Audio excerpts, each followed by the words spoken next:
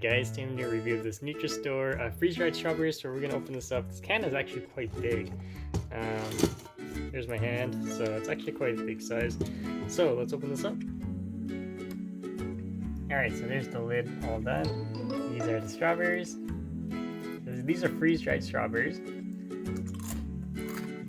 And it actually tastes like candy.